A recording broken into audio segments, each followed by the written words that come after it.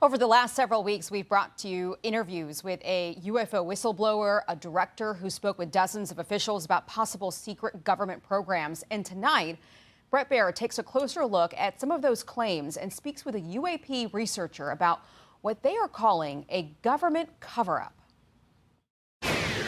Thanks, Aisha. Lawmakers from both sides of the aisle and other government officials believe they should know more about unidentified aerial phenomena, or UAPs. Tonight we look at reports on some of the secret government programs that are being alleged. This is so secret. There have been very few people in our entire government that have been allowed or provided access to it. A new documentary featuring former and current officials from across the federal government is attempting to connect the dots on secret knowledge of UAPs. This is the biggest discovery in human history. CIA officials, DIA officials, naval intelligence officials, the list goes on and on. I served as the 4th Director of National Intelligence. Director of Aviation Security in the National Security Council. One-star admiral after 32 years of service. Former Rear Admiral Tim Gallaudet served as the Navy's chief oceanographer and meteorologist, and as acting administrator of the National Oceanic and Atmospheric Administration. Why'd you take part in that? And of the voices in there, are you convinced that these are credible folks that are really coming forward for the first time? All those folks are credible, Brett. They're all colleagues of mine. I've worked with them for years. This is going to change the arc of human history. The fact that we're not alone in the universe and that higher order non-human intelligences are visiting us and interacting with us, whose intent we really are unsure of still. That's just mind-blowing. Not everyone is convinced by the film. The New York Times writes the claims are unprovable, and Variety calls it inconclusive. For us to be comfortable doing stories about it, we have to believe that these documents and these experts that we're talking to are telling us the right thing. How do you think the country, the world, will react when, if this happens, it's disclosed? You have a slow process of information coming out of government, mostly from Congress, from intelligence community officials who've retired. And what we're seeing is that despite the amount of coverage on this, there isn't a lot of pickup on it in media, and people aren't really absorbing the significance of it. Anthropologist Peter Skafish is co-founder and director of research at the Sol Foundation, a group that helps fund research into UAPs. Skafish interviews and conducts field work with witnesses. I've had a lot of conversations with retired intelligence community people who have more or less verified this stuff to me directly. How many people know this? This has been an 8-decade cover-up. The total list has to amount to 100 or more. Presidents have access to all classified information, but it's unlikely the commander-in-chief reviews everything on any specific subject.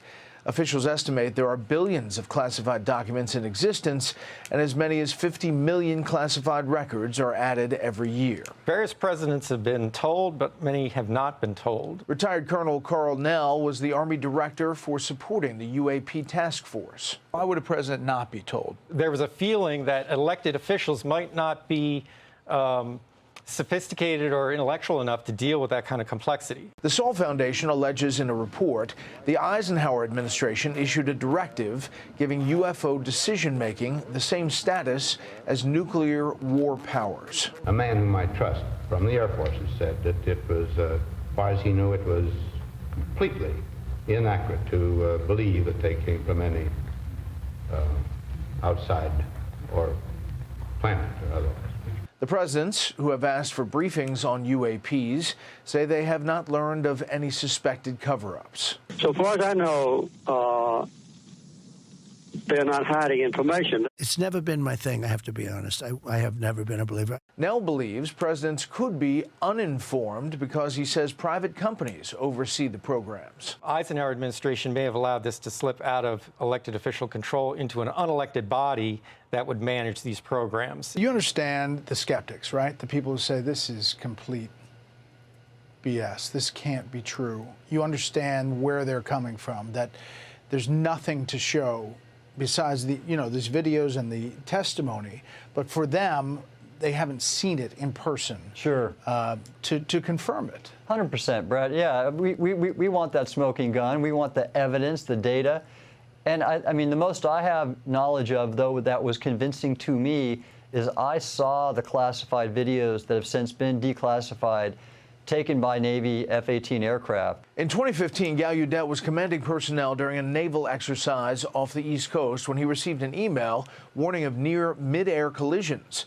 Attached was a video of the suspected threat. Wow, look at him fly! Gallaudet says the next day the email disappeared from his account. The Pentagon would eventually declassify the video more than 5 years later. The Navy is sitting on a trove of UAP video data that they're not releasing. That video and others prompted lawmakers to call for more transparency. Congress has requested reports from the Defense Department on sightings, and in each document, investigators found no links to extraterrestrial sources. We take all incursions into our operating spaces seriously. The All-Domain Anomaly Resolution Office is the government's current group looking into UAPs.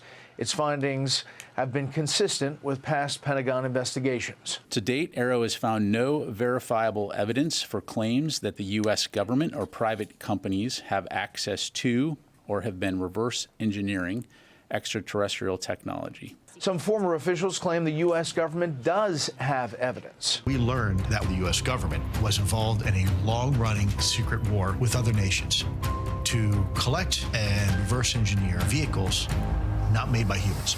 Somewhere in this country, there are craft that are being held that have landed here or crashed here, and there are biologics, non-human bodies.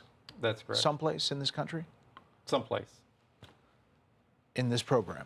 Correct. The AARO has acknowledged an effort to create a UAP recovery program called Kona Blue, but says it was later canceled because it lacked merit, that no extraterrestrial craft or non-human entities were ever collected. Knowing what you know, is it conceivable there could be a government program that you don't know about? I think it's conceivable that there are government programs that we don't know about. Democratic Arizona Senator Mark Kelly logged more than 5,000 flying hours during his time in the Navy and spent more than 50 days in outer space as a shuttle pilot. Has anything happened in space or at the International Space Station that might signal that there's alien life out there? So I have made 4 trips to the space station, all about 2 weeks in length, over a decade.